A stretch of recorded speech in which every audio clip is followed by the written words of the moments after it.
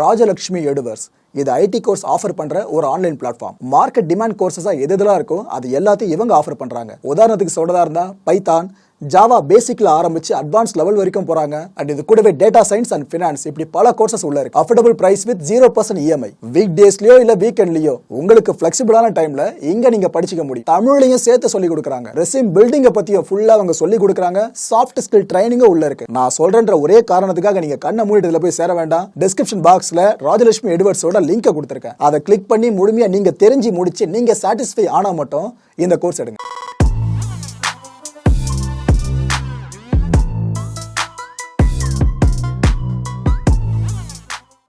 வணக்கம். Big topic with Karthik Mayakumar.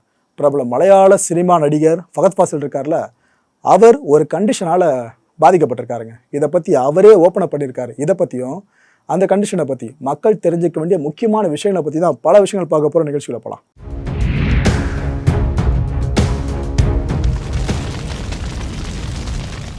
நம்ம ஃபஃபா, அதாவது நடிகர் ஃபகத் ஃபாசில் அவர்கள், இவரோட ஆக்டிங்கை பற்றி நான் தான் சொல்லி உங்களுக்கு தெரியணும்னு அவசியம் இல்லை.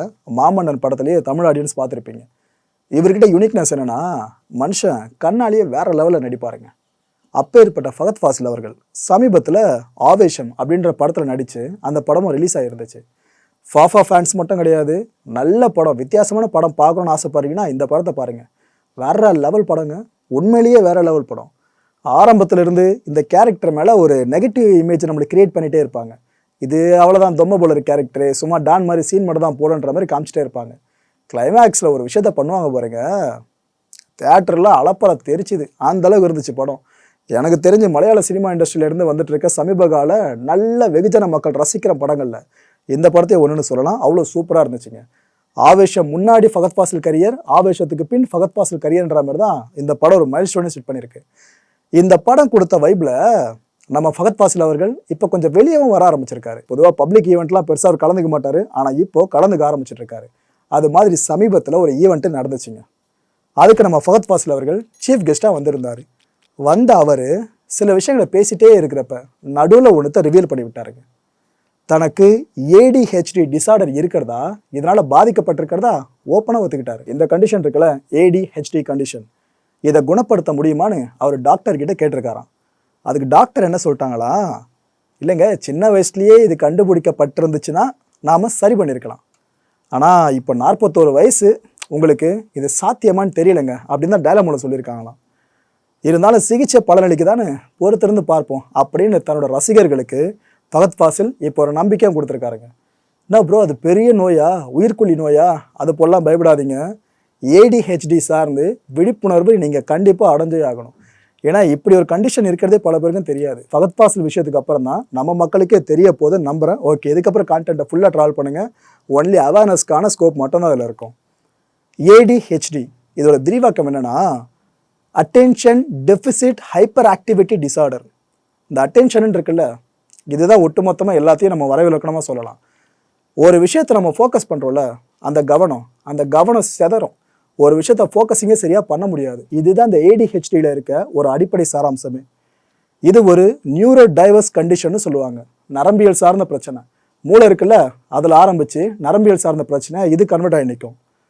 இதனால் ஒருத்தரோட பிஹேவியர் இருக்குல்ல, அதில் சேஞ்சஸ் நடக்கும். இந்த சமூக தொடர்பு இருக்குது பாருங்கள், வெளியே போய்ட்டு 2-3 பேரை மீட் பண்ணுறது, பேசுறது, இந்த விஷயம்லாம் சுத்தமாக பிடிக்காமல் போயிடும். அதீத சோர்வு, எப்போ பார்த்தாலும் நீங்கள் ஒரு மாதிரி சோர்வாகவே ஃபீல் பண்ணிட்டு இருப்பீங்க. கவனம் செலுத்துறதுல உச்சகட்ட சிக்கல் நிலவும். இது எல்லாத்துக்கும் காரணம் ஏடிஹெச்டி தான். பெரும்பாலும் 12 வயசுக்குள்ளேயே இந்த ஏடிஹெச்டின்ற கண்டிஷன் இருக்கிறது ஒருத்தர் கண்டுபிடிக்கப்பட்டுருமா. ஏன்னா அறிகுறி தென்பட்டுரும். ஆனால் இதில் நிறைய கேசஸில் எடுத்துக்கிட்டிங்கன்னா அறிகுறி தென்படுறதே கிடையாதான். அதில் ஒரு கேஸாக தான் ஃபகத் ஃபாசில் அவர்களோட கேஸை பார்க்க முடியும். அடல்ட் ஸ்டேஜ் அடைஞ்ச பிற்பாடு தான் அவங்களுக்கு இந்த ஏடிஹெச்டி சிம்டம்ஸ் இருக்குல்ல, அதுவே தென்படுமா. அதுக்கப்புறம் கண்டுபிடிச்சு அதிலிருந்து மீட்டு கொண்டு வர்றது கொஞ்சம் சிரமமான விஷயம் தான், நம்ம ஒத்துக்கிட்டே ஆகணும். ஸோ இப்போ தான் ஃபகத்துக்கும் கண்டுபிடிக்கப்பட்டிருக்கு, டயக்னோஸ் பண்ணியிருக்காங்க. இதுக்கப்புறம் என்னென்ன நடக்க போகுதுன்றதை பொறுத்து இருந்தால் பார்க்கணும். இந்த ஏடிஹெச்டி எதுக்காக ஏற்படுது அப்படின்ற காரணம் கேட்டிங்கன்னா, இது வரைக்கும் ஆய்வாளர்களால் தெளிவான ஒரு காரணத்தை சொல்லவே முடியல. அவங்க 3 காரணங்களை சொல்கிறாங்க. அது கூட அசம்ஷனாக மட்டும்தான் இருக்குது. அதில் முதல் காரணம் மரபணு ரீதியாக, இந்த ஜெனட்டிக்னு சொல்லுவாங்க பாருங்கள். நம்ம தாத்தாவுக்கு, கொள்ளு தாத்தாவுக்கு, அப்பாவுக்கு இது போல் யாரோ ஒருத்தருக்கு இது போல் ஏடிஹெச்டி இருந்திருக்கலாம். அது நமக்கு அப்படியே வந்திருக்கலாம். ஒன்று. ரெண்டாவது வாய்ப்பு என்ன சொல்கிறாங்கன்னா, சிசு வயிற்றில் இருக்கும்போது அந்த கர்ப்பிணி ஏதாவது கெட்ட பழக்கத்துக்கு அடிமையாகி இருந்தாங்க அப்படின்னா, இந்த புகைப்பிடிக்கிறது, மது குடிக்கிறது, குழந்தை உள்ளே இருக்கும்போது அவங்க இந்த வேலையில் பார்த்துட்டு இருந்தாங்கனாலும் இந்த ஏடிஹெச்டிக்கான வாய்ப்பு குழந்தைக்கு இருக்கிறதா சொல்லப்படுது. மூணாவது அசம்ஷன் என்ன அவங்க வாய்ப்பாக முன்வைக்கிறாங்கன்னா, இந்த குறமாத பிரசவம்னு சொல்லுவாங்கள்ல, அந்த குழந்தைகளை கூட இந்த ஏடிஹெச்டி தாக்கலாம்னு சொல்கிறாங்க. இந்த ஏடிஹெச்டியை பற்றி ஆய்வாளர்கள் ஒரு விஷயத்தை கண்டுபிடிச்சிருந்தாங்க. இந்த ஆய்வை பொறுத்த வரைக்கும் அது ஒரு மைல்ஸ்டோன் கண்டுபிடிப்புன்னு கூட சொல்லலாம். என்னன்னா, மூளையோட சில பகுதிகள் ரொம்ப சின்னதாகவும் மற்ற பகுதிகள் ரொம்ப பெருசாகவும் இருக்கும். இப்படி ஒரு கான்ட்ராஸ்டான ஒரு பிரெயினோட ஷேப்பை இந்த ஏடிஹெச்டி பாதிப்பு உள்ளாயிருக்காங்க பார்த்தீங்களா, அவங்களோட மூளையில் பார்க்க முடியுமா? இந்த ஏடிஹெச்டியோட அறிகுறிகள் என்னென்ன, இதை பற்றி இப்போ ஃபுல்லாக லிஸ்ட் பண்ணுற மக்களே, யாருக்காவது இந்த அறிகுறிகள் தென்படுது அப்படின்னா பயப்படலாம் வேணாம். ஜஸ்ட்டு டாக்டரை போய் கன்சல்ட் பண்ணுங்கள், அவங்க சொல்கிறத அப்படியே செஞ்சால் போதும். இல்லை மொதல் அறிகுறி, ஃபோக்கஸ் பண்ணவே முடியாதுங்க ஒரு விஷயத்தில். ஒரு நாள் 2 நாள் கிடையாது, வருஷ கணக்கில் உங்களால் ஃபோக்கஸே பண்ண முடியாமல் இருக்கும். பிடிச்ச விஷயம் ஒன்று இருக்கும், அதில் கூட சரியாக ஃபோக்கஸ் பண்ண முடியாது. ரெண்டாவது, உச்சகட்ட மறதி.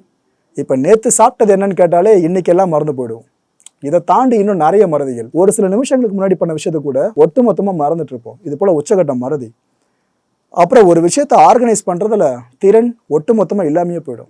இப்போ உங்ககிட்ட போயிட்டு ஒரு 4 பேரை வச்சு இந்த வேலையை வாங்க அப்படின்னா முதல்ல நீங்களே கன்ஃபியூஸ் ஆகிடுங்க பயங்கரமாக. வேலை தெரிஞ்சும் ஒரு ஆர்கனைஸ் பண்ணி அந்த டீமை கொண்டு போகிற திறன் சுத்தமாக இல்லாமையே போயிடுமா. 4வது அறிகுறி என்னென்னா, மனக்கிளர்ச்சி. நீங்கள் எதை நினைக்கிறோம் நினைக்கக்கூடாதுன்னு முடிவெடுத்துக்குள்ளேயே மனசு எல்லாத்தையும் கான்ட்ராஸ்டாக பண்ண ஆரம்பிச்சிடும். 5வது அறிகுறி, நீங்கள் டெய்லி செய்கிற ரொட்டீன் இருக்குது பார்த்தீங்களா, இதை செய்கிறதே கஷ்டமாக இருக்கும். பல்லு வளர்க்குறது, குளிக்கிறது முதற்கொண்டு இதுலேயே சிரமத்தை நீங்கள் ஃபேஸ் பண்ண எப்படி இருக்கும். அப்பேற்பட்ட மனநிலையை உங்களுக்கு ஏற்படுத்திடும். 6வதா, சின்ன சின்ன விஷயத்துக்கு கோபம் ஹெவியாக வரும். முன்கோபம்னு சொல்லுவாங்கள்ல, இது அதை விட ஒரு படி மேலே சொல்லலாம். எதுக்கெல்லாம் கோபம் வரக்கூடாதோ அதுக்கெல்லாம் வந்து எட்டி பார்க்கும். 7வது அறிகுறி, இந்த டைம் மேனேஜ்மெண்ட் இருக்குல்ல, இதில் நாம் வேலைக்கே ஆக மாட்டோம், அப்படி இருக்கும். இப்போ இந்த டைமுக்கு ஒரு இடத்துக்கு வரோன்னு சொன்னோன்னாக்கா 2-3 மணி நேரம் கழித்து போயிருப்போம். நம்மளை பொறுத்த வரைக்கும் சரியாக வந்திருக்கதை நாம் நினச்சிட்டு இருப்போம். இது போல் டைம் மேனேஜ்மெண்ட் சுத்தமாக இருக்காது, அங்கங்கே பங்க்சுவலாக இல்லைன்ற பேரையும் வாங்குவோம். 8வது அறிகுறி, எதையுமே தள்ளி போடுற மனநிலை. இப்போ ஒரு விஷயம் முக்கியமானது, அது உடனே செய்யணும்னா கூட உங்களுக்கு வாய்ப்பு இருக்கும், அதுக்கான நேரம் இருக்கும், ஆனால் உங்கள் மனசை செய்ய விடாது, தள்ளி போட்டே இருப்பீங்க. அதில் உங்களுக்கு ஒரு நிம்மதி கிடைக்கும், ஒரு மாதிரி கம்ஃபர்ட் ஜோன்லேயே இருக்க மாதிரி. 9வது அறிகுறி, ஒரு ரெஸ்பான்சிபிலிட்டி ஏற்கணும் அப்படின்னா தயங்குவீங்க, பேக் அடிக்கிறது உங்களோட முதல் வேலையாக இருக்கும். 10வது அறிகுறி, ஓய்வு எடுக்கலாம் அப்படின்ற டைம் கிடச்சா கூட உங்கள் மனசு ஒத்துக்காது, உங்களை ஹைப்பராக வச்சுக்கிட்டே இருக்கும். 11வது கடைசியான அறிகுறி என்னென்னா, டீம் ஒர்க் இருக்குல்ல, ஒரு குழுவாக சேர்ந்து செய்கிற வேலை, அதுலேயே உங்களுக்கு ரொம்ப சிரமம் ஏற்படும். தனியாக பண்ணினாலும் சிரமமாக இருக்கும், குழுவாக சேர்ந்து பண்ணாலும் சிரமமாக இருக்கும். இந்த ஏடிஹெச்டிக்குன்னு இந்த 11 அறிகுறிகள் இருக்கு. ஸோ இப்போ உங்களுக்கு தெரிஞ்சிருக்கும், இது பெருசாக உயிர்கொல்லி நோயெல்லாம் கிடையாது, வந்தால் நம்ம சீக்கிரமாகவே இதெல்லாம் மனசு ரீதியாக கூட குணப்படுத்த முடியும்னு. அதை பற்றி நான் போக சொல்கிறேன், வெயிட் பண்ணுங்கள். Why is diagnosis difficult in adults? இப்போ அடல்ட் ஸ்டேஜில் இந்த டயக்னோஸ் செய்யப்படுது அப்படின்னு ஏடிஹெச்டி எதுக்காக இது ரொம்ப கஷ்டன்ற மாதிரி மருத்துவர்கள் சொல்கிறாங்க. நம்ம ஃபஹத் ஃபாசில் சொன்ன மாதிரி அதுக்கான காரணம் பார்த்தீங்கன்னா, symptoms overlap with other mental health disorders. அதாவது இந்த ஏடிஹெச்டியோட அறிகுறிகள் இருக்குல்ல, இதெல்லாம் இந்த பைப்போலார் டிசார்டரு, டிப்ரெஷனு, ஆன்சைட்டி டிசார்டர்ஸ், இது மாதிரி மென்டல் ஹெல்த் டிசார்டர்ஸ் நிறைய இருக்குல்ல, இதெல்லாத்தையும் ஓவர்டேக் பண்ணி மேலே வந்துடுமா. ஸோ எதனால் பாதிக்கப்படுறீங்க அப்படின்றத கண்டுபிடிக்கிறது பெரிய டாஸ்காக மாறிடும். ஒன்று, ஸோ இந்த மென்டல் ஹெல்த் டிசார்டர்ஸ் எல்லாமே எந்த ஏடிஹெச்டியை கோ எக்ஸிஸ்டிங்காக ஆக்கி விட்டுரும். இதனால தான் அடல்ட் ஸ்டேஜில் இந்த ஏடிஹெச்டி கண்டுபிடிக்கிறா கொஞ்சம் தலைவலின்னு சொல்லியிருந்தேன். இந்த ஏடிஹெச்டி எப்படி கண்டறியப்படும்? மற்றதுக்கெலாம் இந்த பிளட் டெஸ்ட் அது மேலே எதாவது எடுப்பாங்களே, இப்போ கொரோனா டைம்லலாம் அந்த ஸ்வாப்லாம் எடுத்தாங்களே, இதில் என்னென்ன பண்ணுவாங்கன்னு கேட்டிங்கன்னா, இதுக்கு ஒரு வழிமுறை இருக்குது. ஆனால் நீங்கள் நினைக்கிற மாதிரி ஊசியெல்லாம் இன்ஜெக்ட் பண்ணலாம் கிடையாது. இதில் ஏடிஹெச்டி செல்ஃப் ரிப்போர்ட் ஸ்கேல்னு ஒரு மெத்தடை கொண்டு வருவாங்க. இதில் என்ன பண்ணுவாங்கன்னா, ஏபிசின்ற மாதிரி சில பார்ட்ஸாக பிரித்து உங்களுக்கு கொஸ்டின்ஸை கொடுப்பாங்க, கேள்விகளை. ரொம்ப கஷ்டமான கேள்விகளாக இல்லை, ஜென்ரிக்கான பொதுவாக தெரிஞ்சுக்கிற அடிப்படை கேள்விகள் இருக்குல்ல, அதெல்லாம் கொடுப்பாங்க. இப்போ ஏன்னு ஒரு பார்ட்டு, பின்னு ஒரு பார்ட்டு, சின்னு ஒரு பார்ட்டு, டின்னு ஒரு பார்ட்டுன்னு இருக்குன்னா, ஒரு பார்ட்டுக்கு நீங்கள் மினிமம் 4 இல்லை 4க்கு மேலே ஸ்கோர்ஸ் எடுக்கணும். அப்படி கம்மியாக நீங்கள் எடுக்கிற பட்சத்தில் ஏடிஹெச்டி உங்களுக்கு இருக்கலாம்னு ஒரு முடிவுக்கு வருவாங்க. சரி, இதெல்லாம் ரைட்டு. ஏடிஹெச்டியால் ஒருத்தவங்க பாதிக்கப்பட்டிருக்காங்கன்னா இந்த கண்டிஷனை அவங்க எப்படி ஹேண்டில் பண்ணுறது, டெய்லி லைஃப் ஸ்டைலை எப்படி கொண்டு போகிறது அப்படின்னு கேட்டிங்கன்னா 3 விஷயங்கள் இருக்குது இதில். 1, மருந்துகள் மூலமாக, 2வது உளவியல் சிகிச்சை மூலமாக, 3வது வாழ்க்கை முறை இருக்குல்ல, இதை அட்ஜஸ்ட் பண்ணுறது மூலமாக. முதல்ல மருந்துகள் எடுத்துக்கிட்டிங்க அப்படின்னா மருத்துவரோட ப்ரிஸ்கிரிப்ஷன் அடிப்படையில் மட்டும்தான் இதுக்கான மருந்துகள் கொடுக்கப்படும். இதில் 2 வகையான மருந்துகளை பயன்படுத்துகிறாங்க. மருந்து பேரெல்லாம் சொல்ல வேணாம், ஜஸ்ட் அந்த டைப் மட்டும் சொல்கிறேன். ஒன்று ஸ்டிமுலன்ஸ், இன்னொன்று நான் ஸ்டிமுலன்ஸ் மெடிசன்ஸை கொடுப்பாங்க. இதனால் என்ன ஆகுனா, நம்மளோட அந்த கவனிக்கிற திறன் இருக்குல்ல, நம்ம இழந்த அந்த திறன் அது கொஞ்சம் பூஸ்ட் பண்ணப்படும். நம்மளோட பிஹேவியர் இருக்குல்ல, அது இயல்பு நிலைக்கு திரும்ப ஆரம்பிக்கும் இந்த மருந்துகள் மூலமாக. 2வது உளவியல் சிகிச்சை சொன்னோம் பார்த்தீங்களா, இதில் சிபிடின்னு சொல்லுவாங்க, அதாவது காக்னிட்டிவ் பிஹேவியரல் தெரப்பி. இதன் மூலமாக நம்மளோட சமாளிப்பு திறன் இருக்குல்ல, அது உருவாக்கப்படும். அதாவது ஒரு விஷயத்தை நாம் பிரச்சனைன்னு பார்த்து ஓடாமல் அதை சமாளிக்கிறதுக்கான திறன் மன ரீதியாக நம்மளுக்கு அதிகமாகும். 2வது திறன் மேம்பாடு இருக்குல்ல, இது உறுதி செய்யப்படும். எதிர்மறை சிந்தனைகள் இருக்குல்ல, நெகட்டிவாக யோசிக்கிறது, இது போல் நம்மளுக்கு ஆயிடுச்சுன்னு சொல்லிடலாம், இதை அப்படியே களைஞ்சி விட்டுறாங்க மனசுலேருந்து. கடைசியாக நம்மளோட அன்றாட செயல்பாடுகள் இருக்குல்ல, நம்ம இழந்த அந்த செயல்பாடுகள், அதை சேர்த்து சிரமப்பட்டது, அதெல்லாம் ஈக்குவல் பண்ணி விட்டுரும். ஸோ இதெல்லாம் பொறுத்த வரைக்கும் மனசு ரொம்ப முக்கியன்றதை மைண்டில் தெளிவாக வச்சுக்கோங்க. உடல் ஆரோக்கியத்துக்கு கொடுக்குற முக்கியத்துவத்தை விட உள ஆரோக்கியத்துக்கு இன்னும் அதிகமாக கொடுக்கணும். இல்லை 3வதாக பார்த்தீங்கன்னா வாழ்க்கை முறையை அட்ஜஸ்ட் பண்ணுறது. இதில் இருக்கிறதே ரொம்ப ரொம்ப முக்கியமானதுன்னு பார்த்தீங்கன்னா இதை தான் சொல்ல முடியும். மருந்தை விடவும் இந்த உளவியல் சார்ந்த சிகிச்சையை விடவும் இது ரொம்ப முக்கியம். ரெகுலர் எக்ஸசைஸுங்க, இது மேண்டேட்டரின்னு சொல்கிறாங்க doctors. Healthy diet, adequate sleep, அதான் போதுமான தூக்கம், ஒரு நாளைக்கு 7 மணி நேரத்துலேருந்து 9 மணி நேரம் வரைக்கும். மைண்ட்ஃபுல்னஸ் எக்ஸசைசஸ், அதாவது உடம்புக்கு நீங்கள் உடற்பயிற்சி செய்கிற மாதிரியே உலகத்துக்கான உடற்பயிற்சியும் செய்யணுன்றாங்க. ஃபார் எக்ஸாம்பிள் மெடிடேஷனாக இருக்கட்டும், இந்த பிரீத்திங் எக்ஸசைஸ் சொல்லுவாங்களா அதுவாக இருக்கட்டும், yoga, journaling or visualizing a peaceful scene, அதாவது மனசுக்கு நிம்மதி கொடுக்கக்கூடிய இந்த இயற்கை சீனரிஸ்லாம் இருக்குது பாருங்க, அதை நினச்சி பார்த்துக்கிறது, இது போல் விஷயங்கள் மனசுக்கான சாந்தமாக கொடுங்கன்றாங்க. இது எல்லாம் நம்ம செய்கிற பட்சத்தில் வாழ்க்கை முறை கண்டிப்பாக நல்லதுக்கு ஏற்ற மாதிரி அட்ஜஸ்ட் ஆகுன்றாங்க டாக்டர்ஸ். அண்ட் இதெல்லாம் செய்யணும்னா பெரிய டாஸ்க்காக இருக்கே ப்ரோ, நான் இதை சேர்த்துக்கே மறந்துடுவேன் அப்படின்னு ADHDயில் பாதிக்கப்பட்டிருக்காங்கன்னா கேட்குறீங்கன்னா, இதுக்கு தான் 1008 ஆப்ஸ் இப்போ வந்துருச்சுங்க, அப்ளிகேஷன்ஸு. இதை வச்சு டாஸ்க் மேனேஜ்மெண்ட் மூலமாக இதை நம்ம சாத்தியப்படுத்த முடியும். இந்த ADHD ஏதோ உலகத்திலேயே ஃபகத் ஃபாசிலை மட்டும் தான் தாக்கி இருக்குன்னு நீங்கள் நினச்சிங்கன்னா அது கிடையாது மக்களே.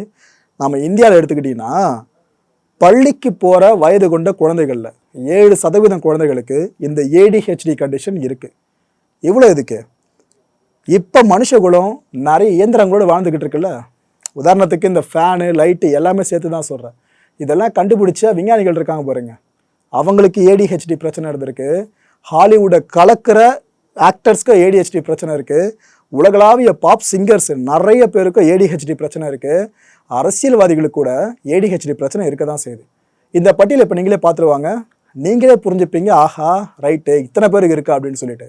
Leonardo da Vinci, Albert Einstein, Alexander Graham Bell, Thomas Alva Edison, Walt Disney, John F Kennedy, Bill Gates, Michael Phelps, Michael Jordan, Johnny Depp, Will Smith, Jim Carrey, Alfie Allen, Michelle Rodriguez, Woody Harrelson, Ryan Gosling, Emma Watson, Mark Ruffalo, Trevor Noah, Justin Timberlake, will i am and Britney Spears.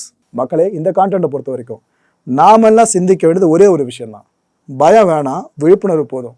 ஏன்னா எந்த ஒரு விஷயம் டிசீஸ்னு வந்துட்டாலோ, condition வந்துட்டாலோ, டிசார்டர்னு வந்துட்டாலும் ஐயோன்னு பயப்படுற ஆட்கள் தான் நம்ம ஆளுங்க அதிகம். அது வேண்டவே வேண்டாம். இப்படி நீங்கள் உள்ளே போய் டீப்பாக எல்லாத்தையும் படித்து பார்த்தாலே தெரிஞ்சிடும், ஓ இவ்வளோதான விஷயம், பிரச்சனை இவ்வளோதானா, நாம் அதை சார்ட் அவுட் பண்ணால் அந்த மனநிலைக்கு வந்துடுவீங்க. உங்களுக்கு பாசிட்டிவிட்டியை கொடுக்க மட்டும்தான் இந்த கான்டென்ட், வேறு எதுவுமே உள்நோக்கம் கிடையாது. அடுத்த நிகழ்ச்சியை சந்திக்கலாம். நன்றி, வணக்கம். வணக்கம் மாயம் ஸ்டுடியோஸ் நண்பர்களே. மாயம் ட்ரெண்ட்ஸ் அப்படின்ற ஒரு புதிய ஃபேஸ்புக் பேஜை ஓப்பன் பண்ணியிருக்கோம். நீங்கள் யூடியூப்பில் பார்த்துட்டு இருக்கீங்களா நம்மளோட கான்டென்ட்ஸ்லாம், இதெல்லாம் விட ஒரு படி மேலே ரொம்ப கிறிஸ்பாகவும் ரொம்ப சூப்பராகவும் நிறைய கான்டென்ட்ஸ் உங்களுக்கு இந்த பேஜில் காத்துட்டு இருக்குங்க. ஸோ உடனடியாக ஃபேஸ்புக் பிளாட்ஃபார்ம் போங்க, மாயம் ட்ரெண்ட்ஸ்னு டைப் பண்ணி சர்ச் பண்ணி நம்ம பேஜை ஃபாலோ பண்ணுங்கள்.